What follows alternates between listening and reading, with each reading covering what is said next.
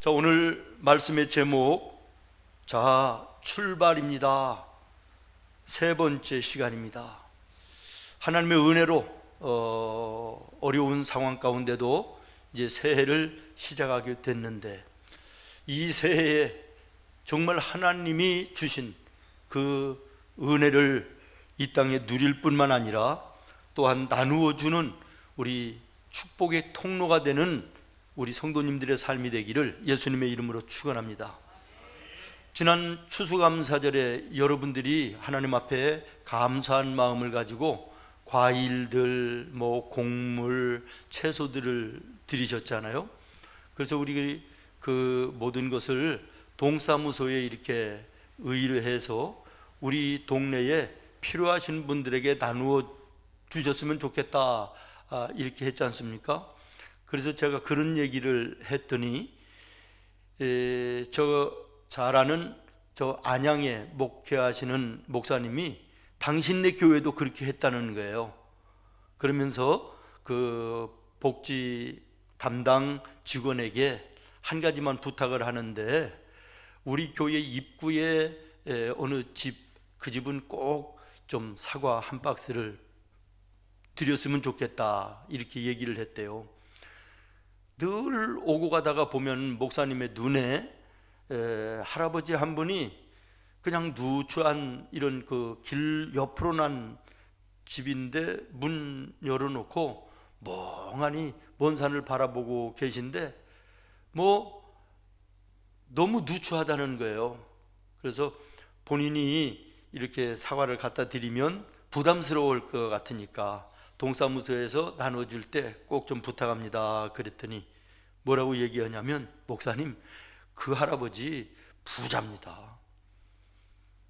항상 몸에 현찰로 600만 원은 늘 간직하고 있고요, 은행에 몇 천만 원이 있는지 거금이 예치되어 있습니다, 이렇게 얘기를 하더라 그래요. 여러분, 많으면 뭘 해요? 있으면 뭘 합니까? 필요할 때 유용하게 써야 의미 있는 거 아니겠어요? 제가 그 글을 읽고 이렇게 역산을 해보니까 지금부터 한 30년 전에 일어났던 그 일이더라고요. 미국 플로리다주에 78 되신 할머니가 돌아가셨어요. 그런데 이 사망 원인이 뭐냐 그러면 아주 극심한 영양실조래요. 극심한 영양실조. 돌아가셨는데 몸무게가요 25kg밖에 안 나갔다는 거예요. 얼마나 못 먹었으면 25kg. 연고자가 없어요. 그래서 집안을 공무원들이 이렇게 치우면서 돌아봤는데 값 나가는 것도 없고 정말 형편없는 이런 집이더라는 거예요. 근데 침대를 치우려고 침대를 들었더니 거기에서 열쇠 2개가 나온 거예요. 근데 놀랍게도 은행 열쇠라. 그래서 은행에 의뢰해서 열어보니까 현찰로 60만 달러가 들어있더라는 거예요. 현찰로. 그리고 또 그 외에도 증권이라든지 기금소 이런 걸로 해서 무려 100만 달러어치의 돈이 있는 거예요. 여러분, 있으면 뭘 합니까? 많으면 뭘 합니까? 유용하고 필요할 때 써야지 되는 거 아니겠습니까? 믿음도 마찬가지입니다. 아무리 입으로 우리가 믿습니다, 그러나 그 믿음을 써야 할 때 쓰지 못하면 그게 무슨 의미가 있느냐라는 것이에요. 이 어리석은 할아버지나 할머니와 다를 바가 뭐가 있느냐, 이런 얘기죠. 한 번은 제자들이 배를 타고 갈릴리를 바다를 항해해서 가지 않아요? 바람이 붑니다. 거세집니다. 풍랑이 일고 배가 이제는 침몰 위기에 있습니다. 이런 방법 저런 방법 다 해도 안 돼요. 그래서 주무시고 계신 예수님을 흔들어 깨워요. 주님, 우리가 죽게 되었습니다. 어째서 우리를 돌봐주시지 않습니까? 그랬더니 예수님 일어나셔서 바다야 잠잠하라. 그랬더니 바다가 조용해진 거예요. 그리고 나서 예수님께서 제자들을 나무라십니다. 어찌하여 이렇게 무서워하느냐? 도대체 너희의 믿음이 어디 있느냐? 다시 말하면 너희에게 있는 믿음 위급할 때 써야 되는 것이지 그 믿음 어디에 팔아먹었느냐? 그리고 왜 이렇게 호들갑이냐? 이런 말씀 아니겠습니까? 그렇습니다. 우리의 인생 항로에도 노져가다가 보면 풍랑 같은 크고 작은 문제들이 앞을 가로막을 수도 있고 폭풍 같은 위기의 사건도 우리에게 닥쳐올 수 있습니다. 그러면 예수님이 우리를 떠나셨기 때문에 그렇습니까? 우리를 버리셨기 때문에 그러시는 건가요? 아닙니다. 심지어는 예수님과 함께 타고 가던 제자들의 배에도 풍랑이 일어났다는 것이에요. 예수 믿고 주님과 함께 신앙의 길을 걸어가는 나와 여러분의 인생 속에서도 얼마든지 풍랑은 일어날 수 있다라고 하는 것을 우리가 기억해야 될 것입니다. 그러면 풍랑 일던 위기에 험한 그 상황 속에서 제자들이 안전할 수 있었던 비결이 무엇입니까? 예수님을 흔들어 깨웠다라는 것이에요. 우리 주님은 전능하신 하나님이라 모든 것을 하실 수 있는 주님이시지만 인격적이신 하나님이시기 때문에 우리가 원하고 바라고 구할 때 반응하시는 주님이심을 기억하시기를 바랍니다. 오늘 우리의 인생 속에, 오늘 이 한 해에 우리의 삶 속에 어떤 일들이 일어날지 가로막고 설지 아무도 알 수는 없으나, 그러나 분명한 것은 그 주님을 우리가 흔들어 깨울 때 우리 주님께서 우리를 구원하시고 세워주시며 함께하여 주실 줄로 믿습니다. 7절 말씀에서 사도 바울이 일깨워주는 바가 바로 이것입니다. 하나님이 우리에게 주신 것은 두려워하는 마음이 아니요 오직 능력과 사랑과 절제하는 마음이니. 여러분이 한번 같이 읽어보도록 하겠습니다. 7절 말씀인데요, 시작. 하나님이 우리에게 주신 것은 두려워하는 마음이 아니요 오직 능력과 사랑과 절제하는 마음이니. 아멘. 하나님이 우리에게 주신 것은 두려워하는 마음이 아니고 그 두려운 것을 이길 수 있는 능력을 우리에게 이미 주셨다.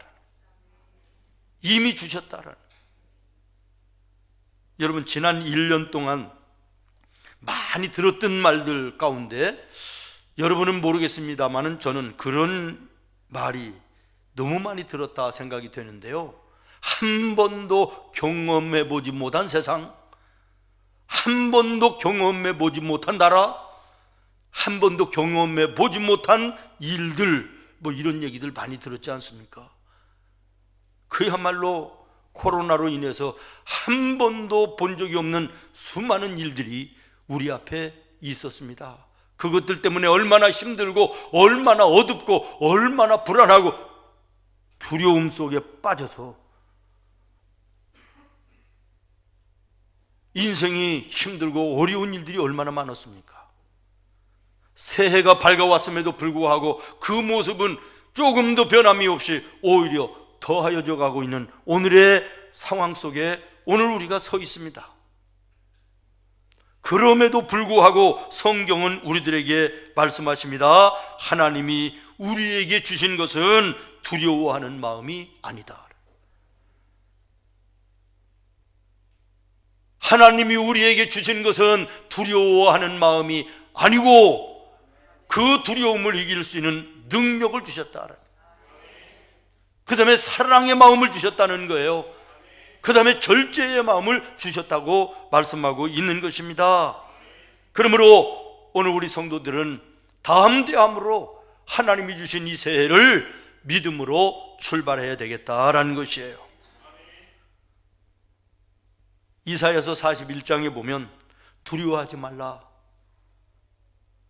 내가 너와 함께함이라, 놀라지 말라. 나는 너의 하나님이 됨이라. 어디를 가든지 무엇을 하든지 내가 너와 함께 할 것이다. 이사야서 43장은 이렇게 말합니다. 내가 너를 지명하여 불렀나니 너는 내 것이다. 너는 내 것이다. 그러므로 네가 불 속에 들어갈지라도 물 속에 들어갈지라도 불이 너를 사르지 못하고 물이 너를 침몰하지 못하도록 내가 지켜줄 것이다.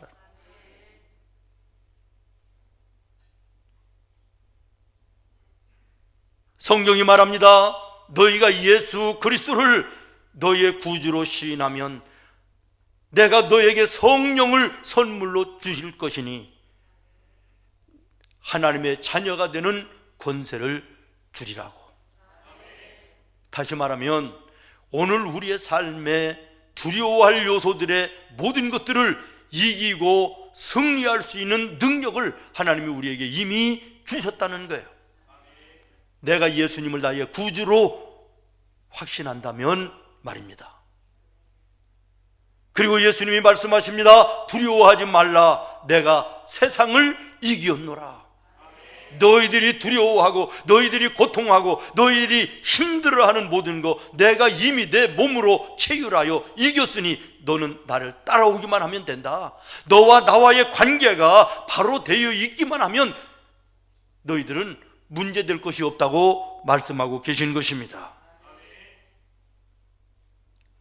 폭풍이 불기 시작하면요, 바다 위에 떠 있는 아무리 거대한 군함이 아니라 화물선이 아니라 유조선이 아니라 아무리 엄청난 배라 할지라도 항구로 피해야 되는 거예요.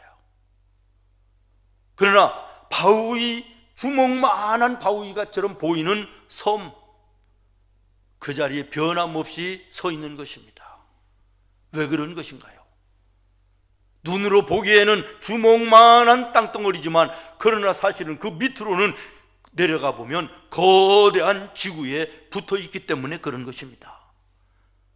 세상이 우리를 바라볼 때는, 세상이 교회를 바라볼 때는 주먹덩이만한 바다 위에 떠 있는 돌덩이처럼 보일지 모르나, 그러나 우리는 전능하신 하나님, 창조주이신 그 하나님과 연결되어 있는 자들이기 때문에 세상이 아무리 험하고 풍랑이 심해도 두려워할 이유가 없다라는 것이에요.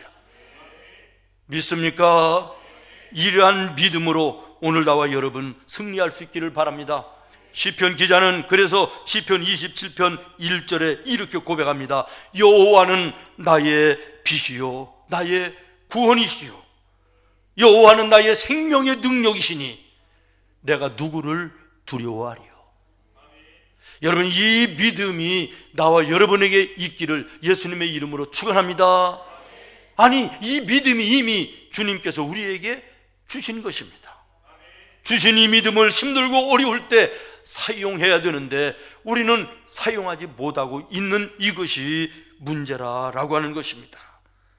그러므로 우리는 날개가 부러진 새처럼 축 늘어져 있는 두려워하는 그리고 불안해하는 마음으로 이 세상을 살아가는 우리 성도들이 되어서는 안 될 것입니다. 믿음의 주요 온전하게 하시는 이인 예수를 바라보자. 여러분의 바라보는 것이 무엇입니까? 입으로는 예수님을 바라본다, 하나님을 바라본다 그러면서도 여러분이 바라보고 있는 시선의 끝에는 세상이 있는 거 아닙니까? 물질은 아닙니까? 사람은 아닙니까? 환경은 아닙니까? 진정으로 우리가 우리의 눈을 들어 전능하신 하나님을 바라보면 그 하나님이 우리와 함께 하시는 것입니다. 이사야서 40장에 주님이 뭐라고 말씀하십니까? 여호와를 바라보는 자는 독수리가 날개치며 올라감 같을 것이요 독수리가 날개치며 올라감 같을 것이요 다름질을 하여도 피곤치 아니하고 걸어가도 곤비치 아니할 것이다. 오늘 내가 바라보는 것이 하나님입니다 그러면서도 결국에는 세상이고 물질이고 사람이기 때문에 우리가 오늘 삶 속에 두려워하고 불안해하고 염려하는 것이지, 진정 하나님 바라보고 오늘 내게 주어진 삶에 최선을 다하고 성실로 식물을 삼고 열심을 다하는 이 사람, 하나님이 책임져 주시는 줄로 믿으시기를 바랍니다. 여러분, 여러분의 운전대를 누가 잡고 있습니까? 주님께 내 삶을 맡깁니다. 그러면서도 여전히 내 마음으로는 내 인생의 운전대를 내가 핸들링하고 있는 이런 모습일 때가 너무나도 많지 않습니까? 주님께 내 삶의 모든 것을 맡깁니다. 운전대를 맡겨드리고 오늘 나는 내게 주어진 일, 내게 주어진 현실, 환경, 그 속에서 최선을 다하여 성실하게 열심히 정직함으로 땀 흘려 수고함으로 최선을 다할 때 여기에 역사하시는 하나님의 놀라운 일들을 보게 되는 줄로 믿습니다.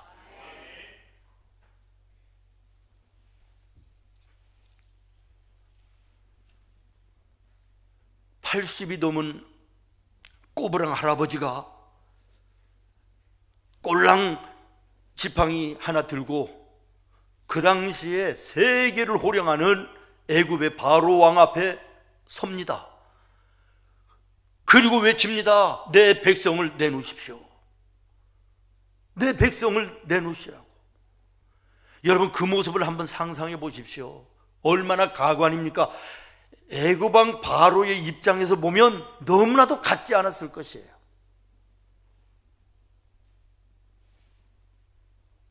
덩치는 보통 사람들의 2배, 3배가 되고 갑옷을 입고 투구를 쓰고 칼과 창을 들고 있는 대장군 골리앗 앞에 아무것도 없는 조그마한 꼬마 어린애 다윗이 물맷돌 돌멩이 5개 들고 싸우자고 대항하고 서는 그 모습을 한번 상상해 보십시오.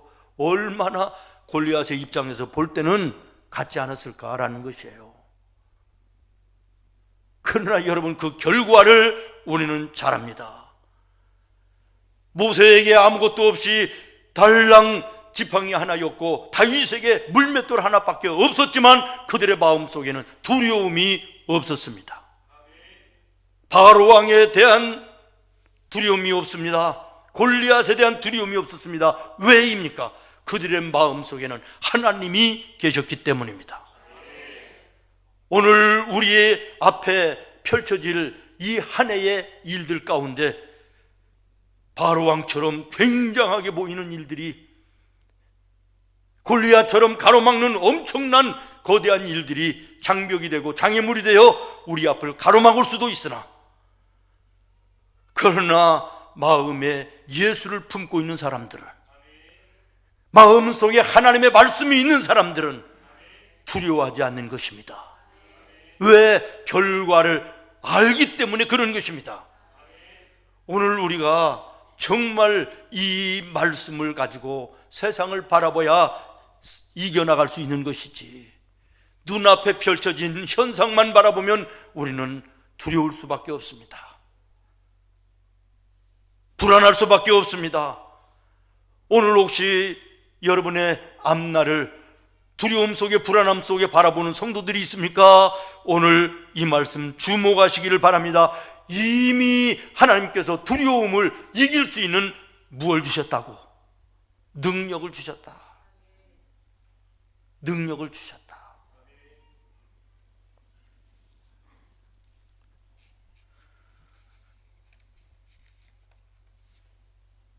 감리교를 창시한 요한 웨슬레라는 분이 있습니다. 영국 분입니다. 젊은 날에 예수님을 만나고 너무 뜨거운 나머지 영국에서만 복음을 전할 수가 없다. 미국에 가서 복음을 전하자. 그래서 미국에 가서 복음을 전하는데요, 생각대로 되지 않아요. 그래서 이제 실망한 마음을 가지고 영국으로 돌아오는 배를 타고 오는데 대서양에서 엄청난 풍랑을 만납니다. 그래서 그 배가 잠길 정도로 막 흔들리는데요, 두렵고 공포 속에서 어찌할 바를 모르는데 저 배 한쪽에 5-6명 모여있는 그런 분들이 계신데요, 전혀 두려운 모습이 없는 거예요. 너무 평안해 보이는 거예요. 시간이 지나고 이제는 파도가 잠잠해졌습니다. 그래서 물었대요. 아니, 이런 풍랑 속에 두렵지 않으셨나요? 그랬더니 그분들이 뭐라고 얘기했냐면, 젊은이는 아직까지 예수를 안 믿나 봐요. 하나님이 함께 하시는데 뭐가 두렵나요? 이 한마디에 요한 웨슬리가요, 그 자리에서 하나님 앞에 크게 회개했다는 거예요. 그리고 자기 자신을 돌아보니까 피상적인 신앙이었지 정말 마음의 중심에 인격적으로 예수님을 만나지 못한 자기의 모습을 발견했다라는 거예요. 사랑하는 여러분, 오늘 나와 여러분의 믿음이 연조만 자랑했지, 직분만 자랑했지, 진정으로 예수님을 내 마음의 구주로 영접하고 어떠한 상황과 환경 속에서도 그 주님 때문에 담대할 수 있고 그 주님 때문에 승리할 수 있는 이런 믿음의 능력이 오늘 나의 신앙생활 속에 있는지 돌아봐야 되겠습니다. 골리앗 앞에 다윗이, 바로왕 앞에 모세가 계란 같은 모습이었고 그들은 바울과 같은 모습이었지만은, 그래서 누구가 봐도 달걀로 계란을 때리는 것은 무모한 짓으로 여겼지만은, 그러나 믿음 안에서는 이것이 역전되어 결국에는 약한 자가 천을 이루고 작은 자가 강국을 이루는 놀라운 결과를 가져왔음을 여러분 주목하시기를 바랍니다. 우리 찬송하잖아요. 믿음으로 사는 자는 하늘의 의로 받겠네. 그 다음에 보지요. 무슨 일을 만나든지 만사형통하리라. 오늘 찬송은 하면서도 무슨 일 앞에 우리는 얼마나 위축되고 두려워하며 불안해하고 염려합니까? 진정한 믿음이 내게 있는지 돌아봐야 될 것입니다. 두 번째로 하나님이 우리에게 이미 주신 것, 두 번째가 뭐라고요? 사랑하는 마음. 사랑하는 마음을 우리에게 주셨다. 그런데 우리는 오늘 여전히 하나님 더 사랑해 주세요, 사람들을 향해서도 나를 더 사랑해 달라고 사랑해 달라는 손만 벌리지 이미 받은 사랑은 별로 생각하지 않아요. 그 받은 사랑을 나누는 삶을 살아야 되는데 사랑받기만 원하지 사랑을 나누어주는 삶을 살지 않는 그곳에 어려움이 있는 것입니다. 갈등이 일어나는 것이고요, 다툼이 일어나는 것이고요, 미움이 거기에 발생하는 거 아닙니까? 당신은 사랑받기 위해 태어난 사람. 이 찬양을 모든 성도들이 전부 다 국민 전성도 노래로 안 좋아하는 사람이 없어요. 이유가 뭘까요? 사랑받기를 그만큼 원하고 요구한다, 이런 얘기 아니겠습니까? 그런데 예수님은 뭐라고 말씀하시지요? 예수님이 이 땅에 오신 것은 사랑을 받기 위해서 오신 것이 아닙니다. 사랑을 나누어 주시기 위해서 오셨고 그 사랑이 십자가로 우리에게 부어졌고 그 사랑으로 우리가 구원받아 우리는 이미 그 엄청난 사랑을 받은 자라는 것이에요. 그러면서 예수님이 뭐라고 말씀하시죠? 너희도 나와 같이 하라.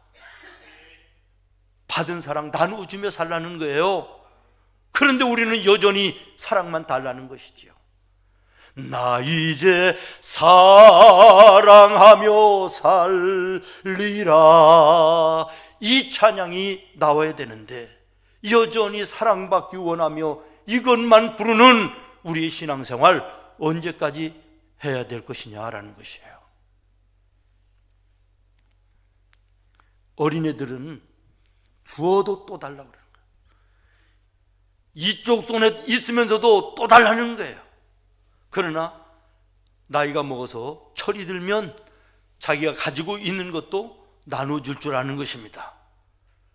어린아이의 사랑을 벗어나 믿음의 성숙한 하나님의 자녀의 모습이 나와 여러분에게 있어야 될 줄로 믿습니다.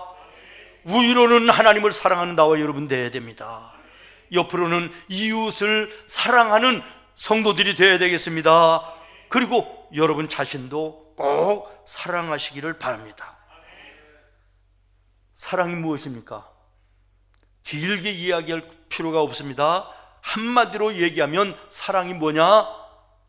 따라하겠습니다. 저 주는 것이다. 어떻게 하는 것이라고요? 져주는 것이 사랑이에요. 지는 것이 사랑이 아니라 져주는 것이 사랑이에요. 내가 이길 수 있는 힘이 있고 능력이 있음에도 사랑하기 때문에 져주는 거예요. 이것이 사랑인 것입니다. 부모와 자녀가 싸우면 백전백패로 부모가 집니다. 힘이 없어 능력이 없어 지는 것입니까? 아니요. 자식이 부모를 사랑하는 것보다 부모가 사랑하는 자식을 사랑하는 사랑이 더 크기 때문에 져주는 거예요. 이게 사랑인 것입니다.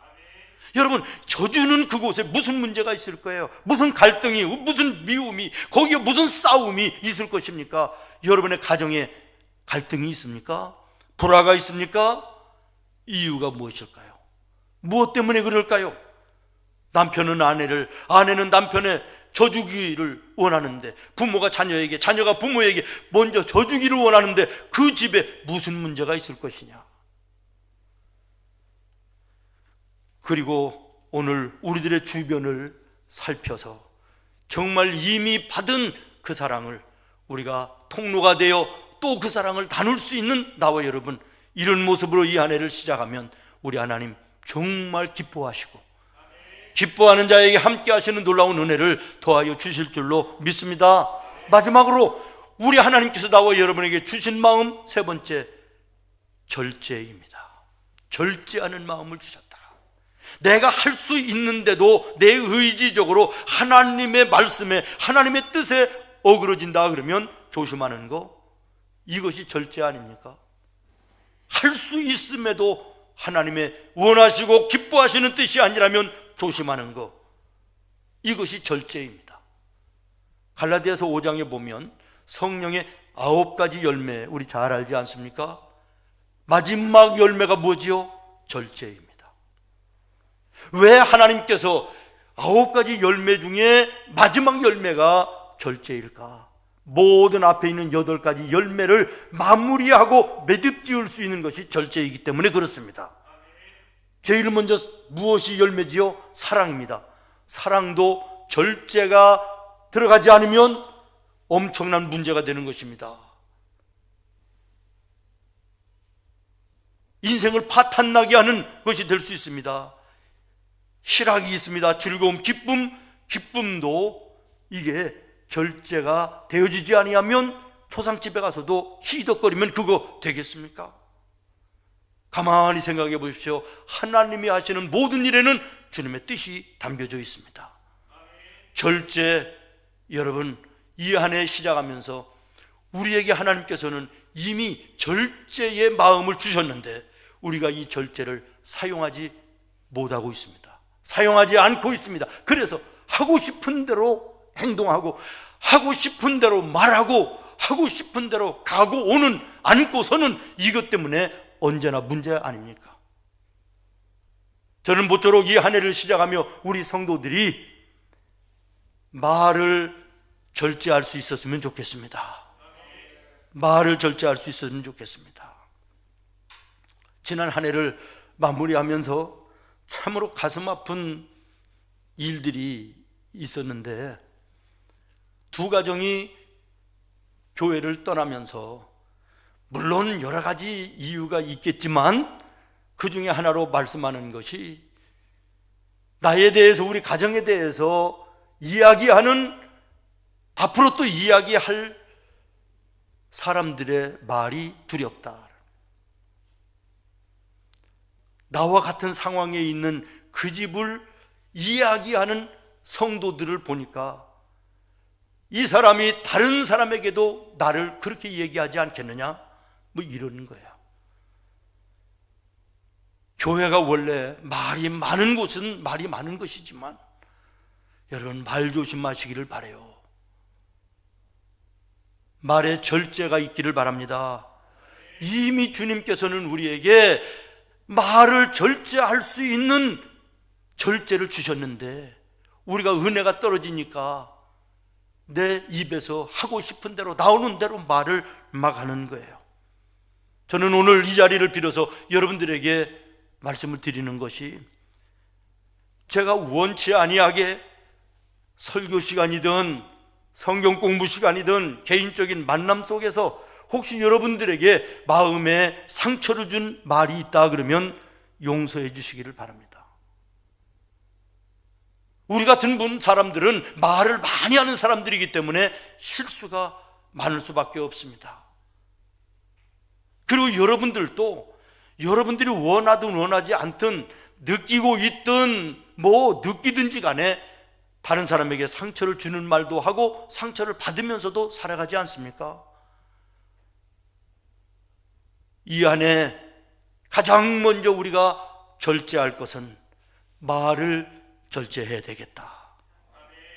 마태복음 12장 37절에 내 말로 의롭다함을 받고 내 말로 정죄함도 받을 것이니라.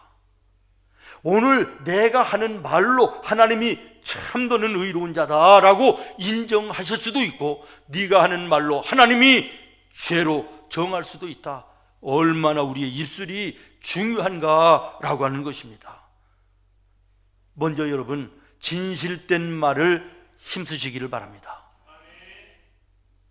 확인되지도 않은 말을 함부로 입에 내서 분란을 일으키는 경우들이 얼마나 많이 있습니까? 내가 볼 때는 그렇다, 누가 얘기하는데 그렇다더라, 이렇게 해서 얼마나 교회의 질서를 어지럽히고 은혜를 깨트려버리고 사람과 사람 사이를 멀리하게 하는 일들이 교회 안에 얼마나 많이 있으며, 여러분의 생활과 가정에서도 마찬가지 아닙니까? 추측해서 말하지 않기를 바랍니다. 누가 그러는데 이렇더라, 이런 말, 이거 악한 것입니다. 내가 생각하는 대로 전부 다 얘기하는 거, 이거 미성숙한 모습인 것입니다. 또 하나, 유익한 말을 하려고 조심하시기를 바라요. 진실이라 할지라도 그 사람 마음에 해가 되는 것이라면 참아야 되지 않겠어요? 그 사람은 지금 옷을 새롭게 사갖고 입어서 아주 자랑스러운데 당신한테는 안 맞아, 촌스럽네, 이런 거 진실일 수 있으나 그런 말도 않는 것이 이게 유익된 것이고 조심해야 할 일이라, 이런 얘기예요. 하나님의 교회의 질서와 덕을 깨트리는 것이 무엇입니까? 칭찬하고 위로하고 격려하는 이런 말들이 많으면 교회든 가정이든 일터든 아름다운 것이 되는데, 유익된 말이 아닌 불필요한 말들이 우리에게 너무나도 많이 있습니다. 또 하나 따라하겠습니다. 필요한 말만 하자. 쉽지 않죠. 아니, 쉬운 게 아니라 불가능하죠. 우리가 어떻게 필요한 말만 하고 삽니까? 정직한 말만 하고 삽니까? 유익한 말만 하고 삽니까? 할 수는 없으나 우리가 최소한 조심은 해야 되겠다는 거예요. 절제는 해야 되겠다라는 것이에요. 그런데 중요한 것은 이 절제를 하고자 하면 할 수 있는 능력을 이미 하나님이 우리에게 어떻게 했다는 거예요? 주셨다라는 거예요. 우리가 하지 않기 때문인 것이지, 잊어버리기 때문에 그런 것이지, 그렇지 않습니까? 예수님이 말씀하십니다. 오직 너의 말이 옳다 옳다, 아니라 아니라 하라. 이에서 지나는 것은 악으로 쫓아나는 것이니라.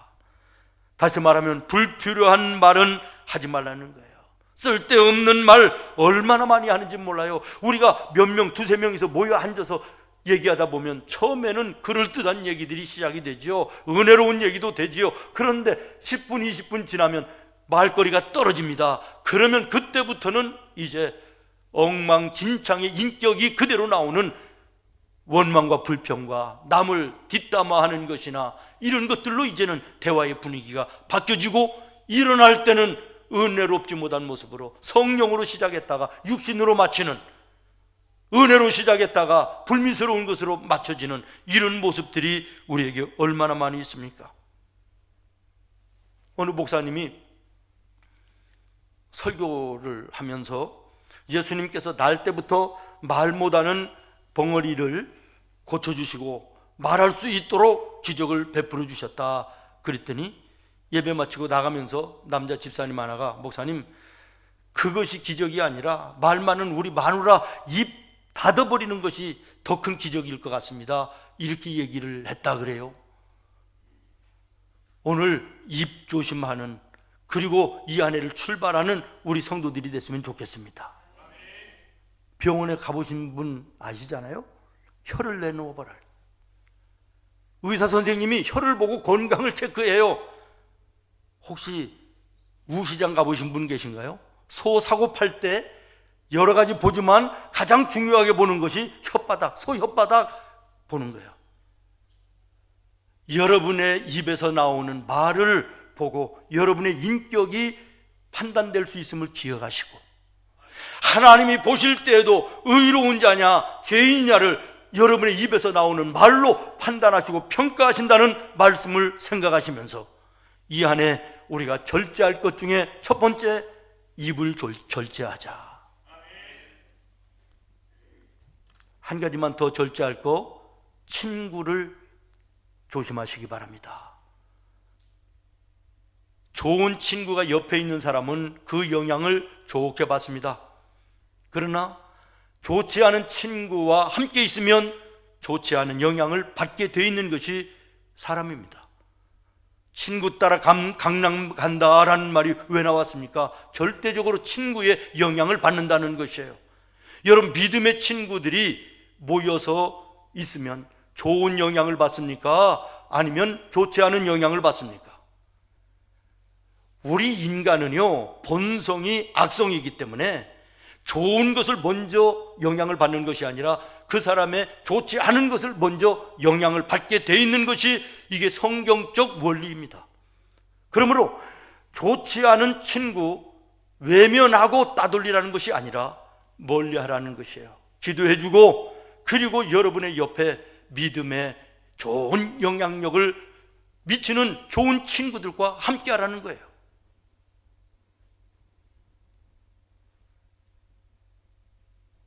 이 교회에 와서 가만히 보니까 어느 분이 열심히 하는 것 같아서 우리 남편을 좀 그분의 영향을 받게 하고 싶어서 같이 하게 했더니 나중에 가서 그 사람이 잘못된 모습이 드러남으로 해서 실망하고 교회를 떠나는 이런 일들이 비일비재합니다.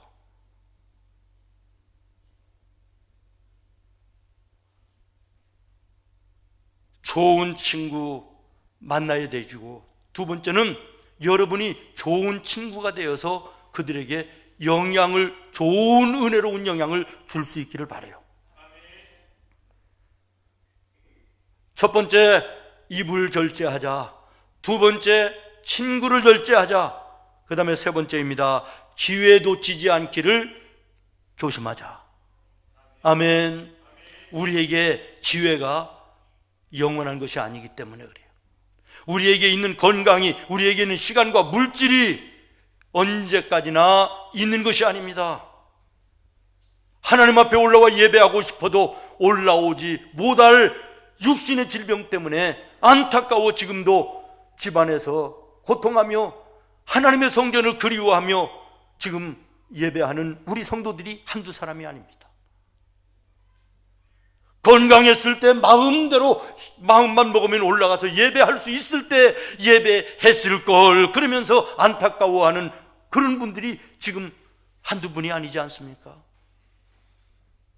여러분, 하나님이 주신 직분이 있을 때, 시간이 있을 때, 물질이 있을 때 후회 없이 그 기회를 놓치지 않기를 바랍니다. 하나님이 주신 기회를 놓치지 않도록 조심하자. 기도하겠습니다. 하나님,